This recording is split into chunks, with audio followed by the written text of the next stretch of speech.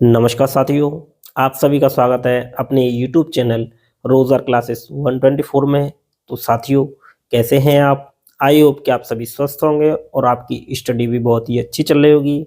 तो साथियों, जैसा कि आप सभी को पता है, हम जो 2026 की जो करंट अफेयर्स है उसे कवर कर रहे हैं। तो हमारा जो पहला वीडियो है करंट अफेयर्स का, वीकली करंट अफेयर्स का 1 से 7 जनवरी 2026 का, वो अपलोड हो चुका है। तो आज हम बात करेंगे 8 से लेके 15 जनवरी 2026 तक। तो यह वीडियो साथियों इम्पोर्टेंट है। क्यों इम्पोर्टेंट है? जो करंट अफेयर्स के जो मोस्ट इम्पोर्टेंट क्वेश्चन है वो तो देखते ही हैं साथियों, उसके साथ जो स्टैटिक पॉइंट हैं, स्टैटिक जीके से रिलेटेड जो पॉइंट है उन्हें भी कवर करते हैं। तो साथियों, जल्दी से जल्दी यह वीडियो अपने दोस्तों के साथ शेयर कर दीजिए और वीडियो अच्छा लगे तो लाइक शेयर सब्सक्राइब करना ना भूलिएगा। साथ ही बेल आइकन भी दबाएं जिससे हमारी आने वाली वीडियो आप तक पहुंचती रहे। तो चलिए देर ना करते हुए वीडियो स्टार्ट करते हैं। आइए पहला क्वेश्चन देखते हैं। पहला क्वेश्चन कह रहा है कि तेलंगाना विधानसभा ने स्थानीय चुनावों के लिए अधिकतम कितने बच्चे होने के जो अनिवार्य नियम को समाप्त करने वाला विधेयक पारित किया है।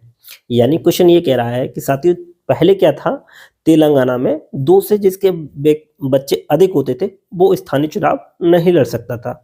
तो उस नियम को समाप्त करने वाला विधेयक पारित कर दिया है। तो कितने बच्चे? 2 से अधिक, यानी 20 का सही आंसर है। तो 20 का सही आंसर है। आइए देख लेते हैं क्यों समाप्त किया है। तो ये साथियों तेलंगाना का मैप है।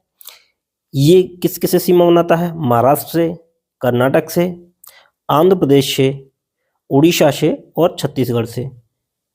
तो ये जो तेलंगाना है वो सीमा बनाता है। तो आइए देख लेते हैं एक्सप्लेनेशन के बारे में। तो यानी 20 का सही आंसर है क्या? 2 से अधिक बच्चे। तो तेलंगाना पंचायत राज्य संशोधन विधेयक 2026 जो अब तक लागू था उस प्रावधान को हटा दिया है। यानी 2 से अधिक बच्चों वाले व्यक्तियों को पंचायत चुनाव लड़ने के जो अयोग्य घोषित करता था, यानी पहले लड़ नहीं सकते थे, उस विधेयक को समाप्त करने वाला विधेयक पारित किया है। क्यों किया है? क्योंकि साथियों, और ये विधेयक कब आया था? तो ये पहले आया था 1994 से लागू था। यानी 1994 से जो स्थानीय चुनाव में 2 से अधिक बच्चे हैं वो चुनाव लड़ सकते थे। तो वो विधेयक पारित हुआ था 1994 में। तो इस विधेयक को समाप्त कर दिया है। क्यों कर दिया है? कि जो तेलंगाना की कुल प्रजनन दर है वो लगभग कितनी है? 1.7। जो ग्रामीण तेलंगाना की जो कुल प्रजनन दर है वो 1.7 रह गई है। उसी को देखते हुए इस विधेयक को समाप्त कर दिया है। और तेलंगाना में साथियों एक फेस्टिवल मनाया था, ये बहुत बार पूछा गया है, बतकुम्मा फेस्टिवल। बतकुम्मा फेस्टिवल, तो ये इंपॉर्टेंट है, ये बहुत बार पूछा जाता है। तो इस क्वेश्चन का जो सही आंसर है वो है ऑप्शन बी। चलिए नेक्स्ट क्वेश्चन देख लेते हैं। ये भी इंपॉर्टेंट, किस शहर में कलिंग साहित्य महोत्सव 2026 का आयोजन किया गया है? तो कलिंग कहाँ है साथियों? तो ये है उड़ीसा। उड़ीसा का कौन सा शहर है? भुवनेश्वर। तो ये जो कलिंग साहित्य महोत्सव 2026 जो हुआ है, ये हुआ है भुवनेश्वर उड़ीसा में। तो कलिंग लिटरेरी फेस्टिवल ये 8 से 11 जनवरी 2026 को हुआ।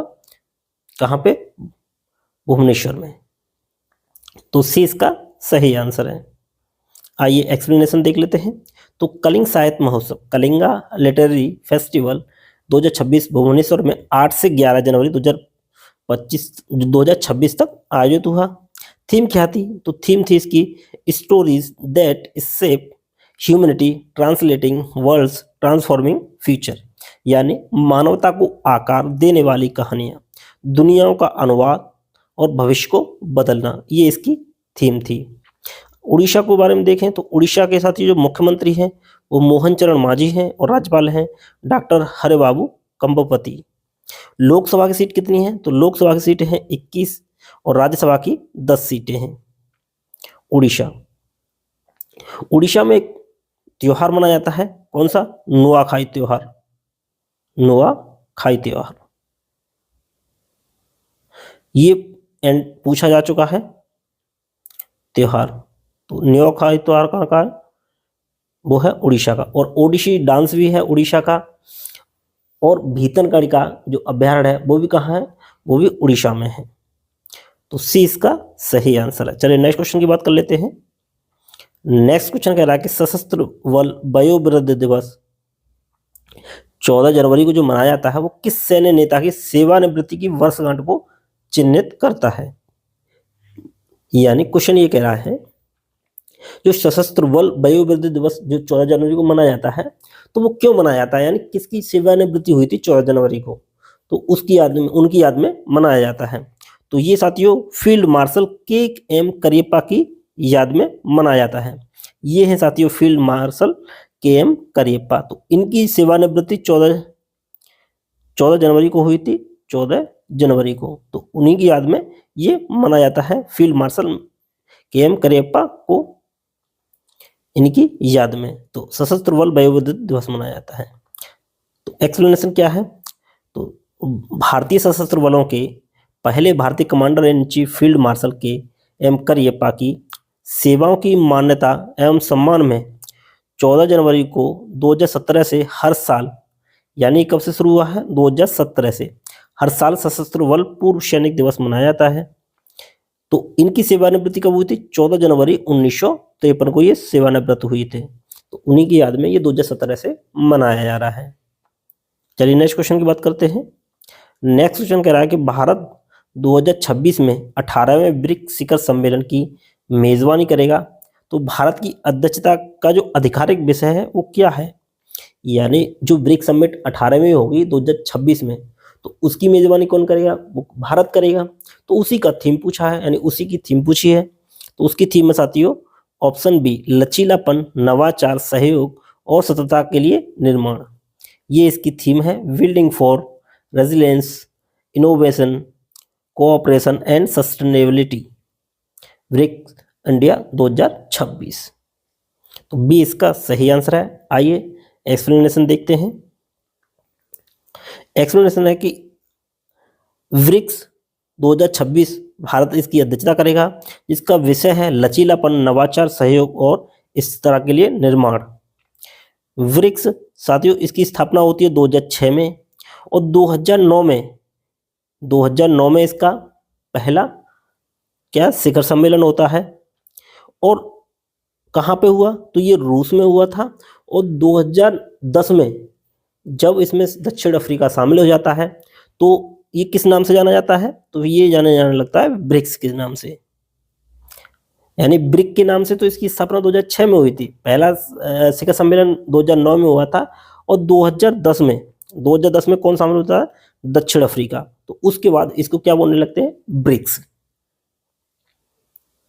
और वर्तमान में सदस्य देशों की बात करें तो कितने हैं, तो वो हैं साथियों 10।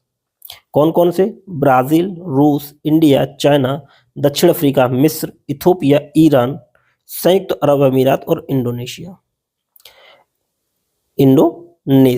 तो इंडोनेशिया 10वां सदस्य रूप बना है ब्रिक्स का। तो ये इंपॉर्टेंट है साथियों सभी। और इसका हेडक्वार्टर क्या है, तो हेडक्वार्टर है संघाई, चीन में।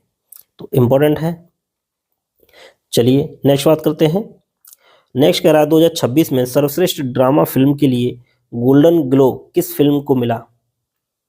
तो गोल्डन ग्लोब किस फिल्म को मिला, तो ये मिला साथियों हेमनेट। किस मूवी को, हेमनेट, यानी बी इसका सही आंसर है, हेमनेट। तो आइए देख लेते हैं गोल्डन ग्लोब। तो आंसर इसका हो जाएगा बी, हेमनेट के लिए। तो सर्वश्रेष्ठ फिल्म जो रही है ड्रामा के क्षेत्र में वो रही है हेमनेट। और सर्वश्रेष्ठ मोशन पिक्चर रही है वो रही है वन बैटल आफ्टर अनोदर। कौन सी, वन बैटल आफ्टर अनोदर। और सर्वश्रेष्ठ एनिमेटेड जो फिल्म रही है वो रही है के पॉप डेमोन हंटर्स, के पॉप डेमोन हंटर्स। तो सर्वश्रेष्ठ फिल्म ड्रामा के क्षेत्र में हेमनेट है और मोशन पिक्चर है वन बैटल आफ्टर अनोदर और एनिमेटेड फिल्म ने के पॉप डेमोन हंटर्स। और सर्वश्रेष्ठ जो अभिनेता रहे हैं वो वैगनर मोरा रहे हैं और सर्वश्रेष्ठ जो अभिनेत्री रही हैं वो जैसी बकले रही हैं। तो ये है साथियों गोल्डन ग्लोब अवार्ड 2026। चलिए नेक्स्ट क्वेश्चन की बात कर लेते हैं। नेक्स्ट क्वेश्चन है राष्ट्रीय युवा दिवस हर साल जो 12 जनवरी को मनाया जाता है तो किस भारतीय महान व्यक्तित्व की जयंती पे मनाया जाता है। तो वो किसकी मनाया जाता है, तो वो मनाया जाता है ऑप्शन डी, स्वामी विवेकानंद जी की जयंती पे। तो ये हैं स्वामी विवेकानंद जी और इन्होंने साथियों इन्होंने 1897 में रामकृष्ण मिशन की स्थापना की थी। रामकृष्ण मिशन। तो डी इसका सही आंसर है।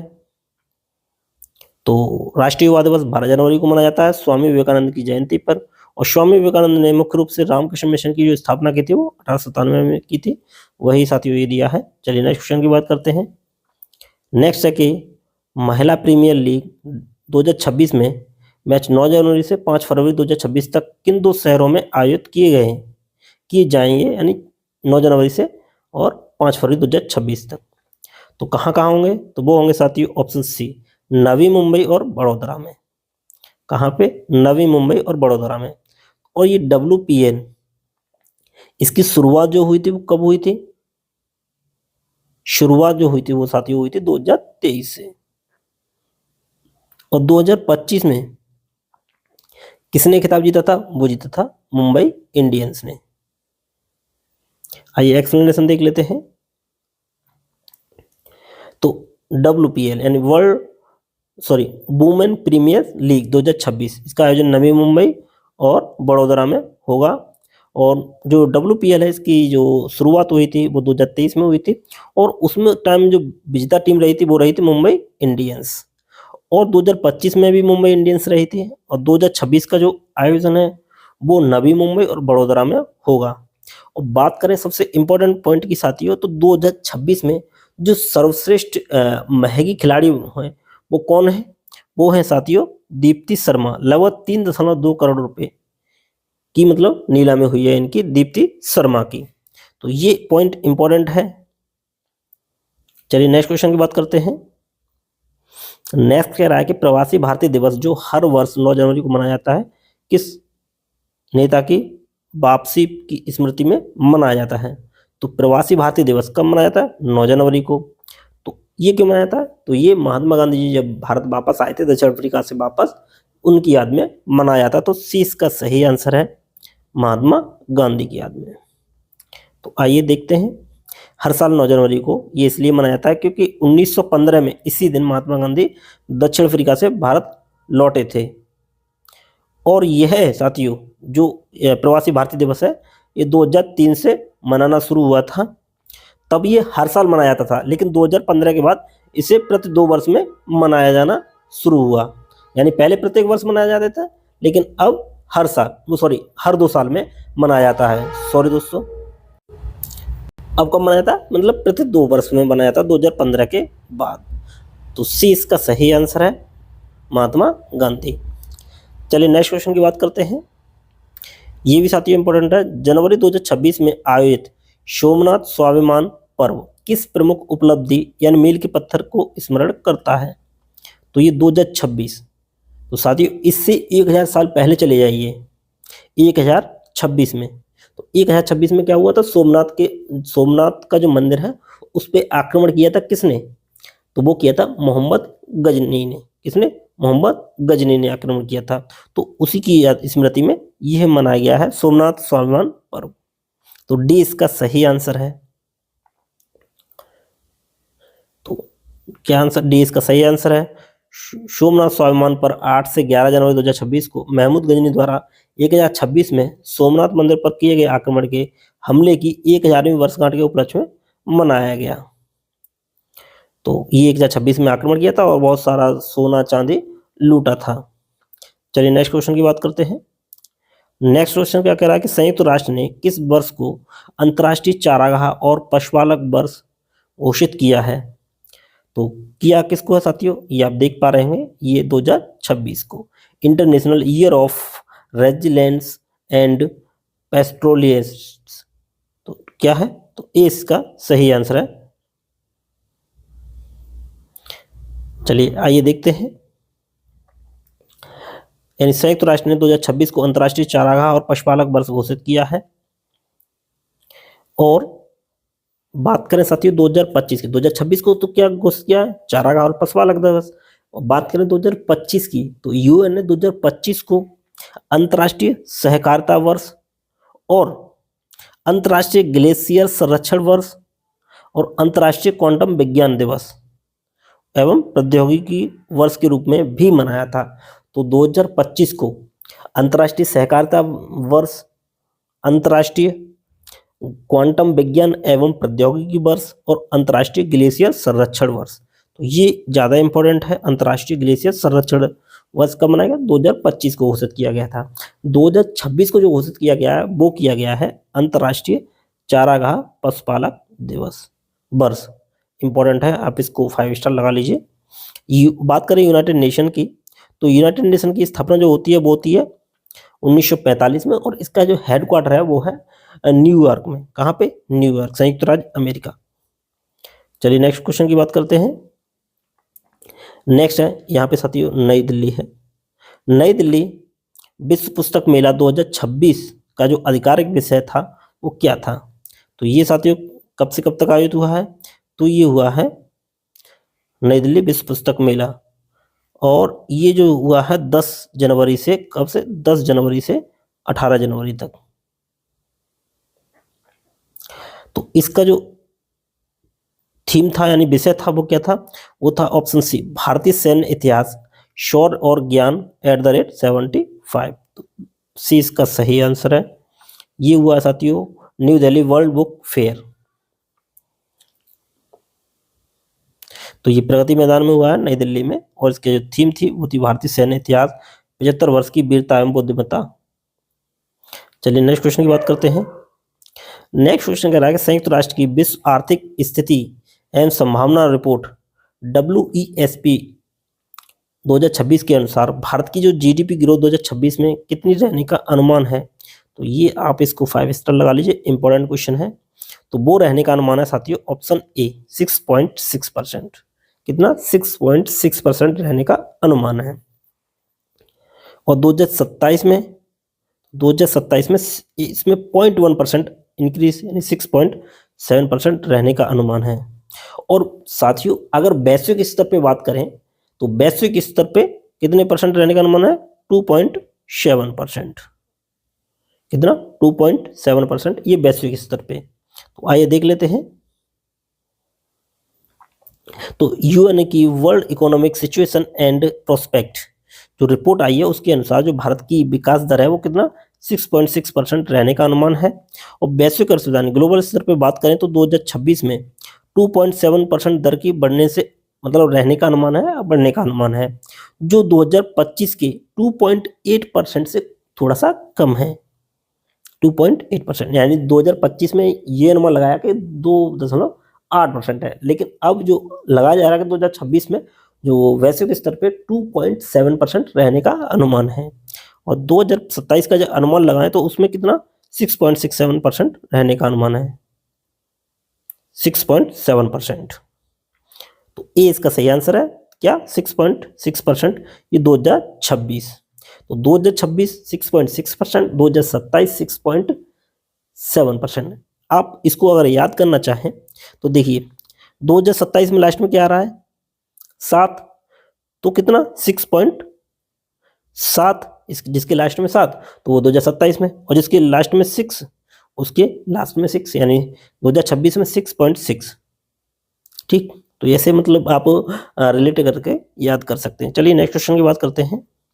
नेक्स्ट कह रहा है कि भारतीय रेलवे विश्व का सबसे बड़ा विद्युतीकृत रेलवे नेटवर्क बन गया है। उसने किन 2 देशों के पीछे मतलब किन देशों को पीछे छोड़ दिया है? तो ये साथियों रेलवे के लिए इंपॉर्टेंट है। तो जितने भी साथी रेलवे की तैयारी कर रहे हैं तो उनके लिए ये मोस्ट इंपॉर्टेंट है। तो ये साथियों ये चीन और रूस को पीछे छोड़ दिया है। तो भारत लगभग 90% विद्युतीकरण कर चुका है, और चीन कितना?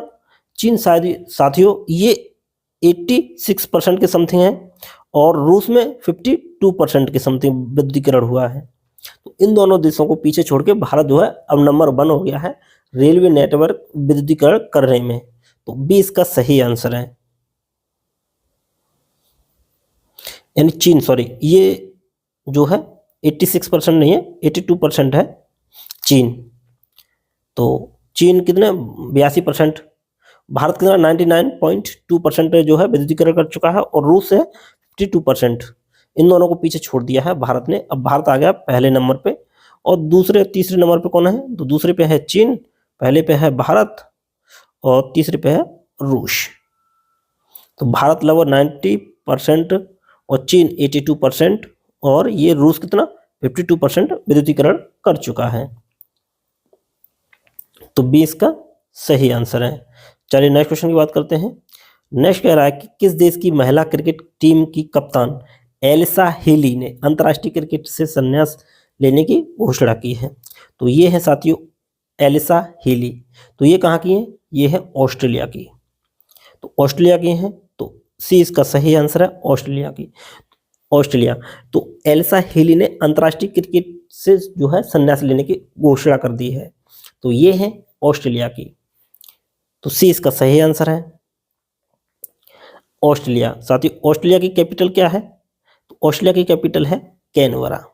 और ऑस्ट्रेलिया की सबसे ऊंची जो चोटी है वो कौन सी है? माउंट कोसिस्को। क्या? माउंट कोसिस्को। ये बहुत बार पूछा गया है। तो ऑस्ट्रेलिया महाद्वीप की सबसे ऊंची चोटी है माउंट कोसिस्को, जिसकी जो ऊंचाई है लगभग 2228 मीटर। और ऑस्ट्रेलिया की जो साथियों नॉर्थ ईस्ट में एक ग्रेट बैरियर रीफ है, यानी प्रवाल भित्ति। विश्व की सबसे बड़ी प्रवाल भित्ति कहाँ है? वो है ऑस्ट्रेलिया में। तो ये साथियों यहाँ पे है, ये कोरल सी है, यानी यहाँ पे है ग्रेट बैरियर रीफ। और आइए यहाँ देख लेते हैं, ये बहुत बार पूछा जाता है, ये टॉरस जल संधि किन किन देशों को अलग करती है? तो ये साथियों ऑस्ट्रेलिया महाद्वीप के और न्यू गिनी, इन दो देशों को अलग करती है टॉरस जल संधि। और अगर कारपेंट्रिया की खाड़ी, ये कारपेंट्रिया की खाड़ी है साथियों।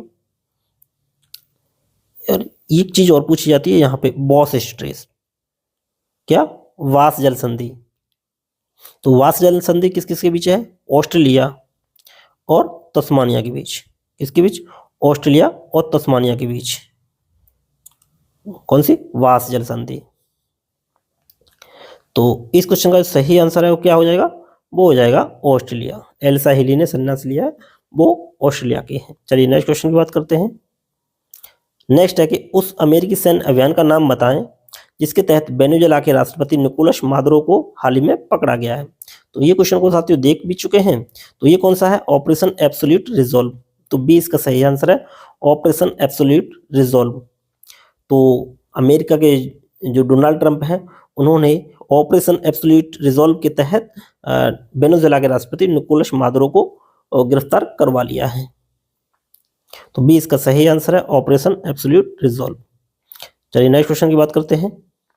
नेक्स्ट है, कौन सा देश पहली बार बीमर ट्रायंगल कूटनीति में शामिल हुआ है? तो ये साथियों इंपॉर्टेंट है, क्योंकि पहली बार शामिल हुआ है। और कौन हुआ है? अपना प्यारा भारत शामिल हुआ है। तो ये इसका सही आंसर है, जो भारत है वो बीमर ट्रायंगल कूटनीति में शामिल हुआ है। अब बीमर ट्रायंगल, तो इनमें साथियों 3 देश आते हैं। कौन कौन से आते हैं? तो वो आते हैं फ्रांस, जर्मनी और पोलैंड। तो ये जो 3 देश हैं ये बीमर ट्रायंगल के अंतर्गत आते हैं। और इसी में कूटनीति में जो शामिल हुआ है वो हुआ है अपना प्यारा भारत। तो ये इसका सही आंसर है। बीमर ट्रायंगल यूरोप में फ्रांस, जर्मनी और पोलैंड का एक समूह है, जिसकी स्थापना साथियों 1991 में जर्मनी के बीमर शहर में की गई थी। इसका उद्देश्य क्या है? तो इसका उद्देश्य है यूरोप में सहयोग, सुरक्षा और राजनीतिक संवाद को बढ़ाना, विशेषकर पोलैंड को यूरोपीय संघ और नाटो में एकीकृत करने में मदद करना, ये इसका उद्देश्य है। और जनवरी 2026 में पहली बार भारत ने भी इस ग्रुपिंग की बैठक में भागीदारी ली है। तो ये सही आंसर हो जाएगा भारत। चलिए नेक्स्ट क्वेश्चन की बात करते हैं। तो नेक्स्ट क्वेश्चन है, भारतीय महिला हॉकी टीम के जो मुख्य कोच हैं वो किन्हें नियुक्त किया गया है? तो वो बने हैं साथियों सेजोर मार्ने। क्या? सेजोर मार्ने। तो ये है सेजोर मार्ने, ये जो भारतीय महिला हॉकी टीम के जो है चीफ कोच बने हैं, सेजोर मार्ने। चलिए नेक्स्ट क्वेश्चन की बात करते हैं। नेक्स्ट है कि हाल ही में अपार APAAR आईडी निर्माण करने वाला कौन सा राज्य शीर्ष पर रहा है? तो अपार, तो इसको कौन सा राज्य शीर्ष पर रहा है? तो वो रहा है छत्तीसगढ़। ये इसका सही आंसर है, छत्तीसगढ़। आइए एक्सप्लेनेशन देते हैं। तो ये इसका सही आंसर हो जाएगा छत्तीसगढ़। और जनवरी 2026 में रिपोर्टों के अनुसार छत्तीसगढ़ ने हाल ही में अपार आईडी, तो अपार की फुल फॉर्म पूछी जा सकती है, तो automated permanent academic account registry. क्या है? Automated permanent account academic account registry इसकी फुल फॉर्म है। तो उसमें शीर्ष स्थान हासिल किया है। बात करें छत्तीसगढ़ की, तो छत्तीसगढ़ का गठन कब हुआ था? 1 नवंबर 2000 को, 1 नवंबर 2000 को। और इनके राज्यपाल हैं रमन डेका और मुख्यमंत्री हैं विष्णुदेव साय। विधानसभा की सीट की बात करें तो विधानसभा की सीट है साथियों 90 और राज्यसभा की 5 सीटें हैं और लोकसभा की 11 सीटें हैं। चलिए नेक्स्ट क्वेश्चन की बात करते हैं। नेक्स्ट है कि 5 अगस्त 2027 को शुरू होने वाली भारत की पहली बुलेट ट्रेन किस हाई स्पीड रेल कॉरिडोर पर चलेगी? तो किस पर चलेगी? तो वो चलेगी साथियों मुंबई और अहमदाबाद के बीच। तो डी इसका सही आंसर है, मुंबई अहमदाबाद बुलेट ट्रेन। आप ये चित्र देख पा रहे होंगे। हमने चित्र साथियों इसीलिए लिए हैं ताकि आपको विजुलाइज करके आप याद कर सकें। अगर आपको याद भी नहीं रहता है तो आपके माइंड में एक चित्र इमेज बन जाएगी, जिससे आप क्वेश्चन को देखेंगे तो आप टैकल कर पाएंगे। तो डी इसका सही आंसर है।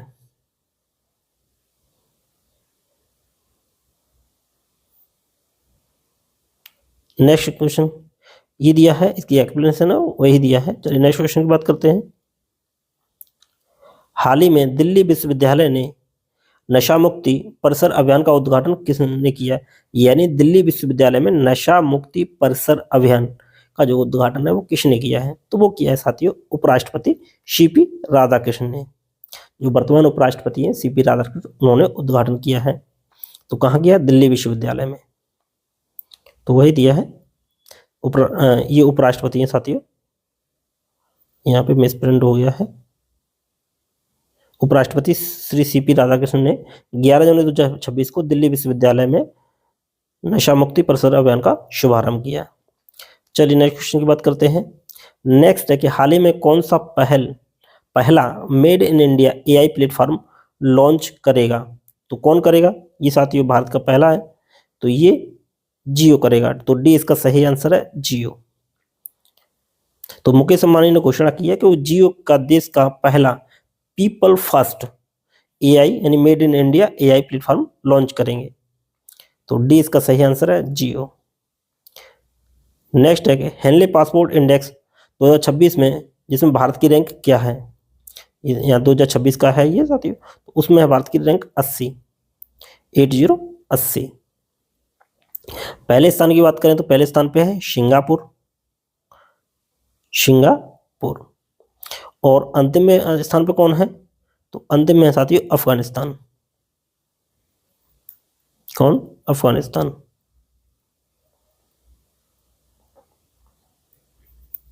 यही इसकी एक्सप्लेनेशन है साथियों। हेनले पासपोर्ट इंडेक्स 2026 में जो भारत की रैंक है वो 80वें नंबर पे है। सबसे शक्तिशाली यानी शीर्ष रैंक पे कौन है? सिंगापुर।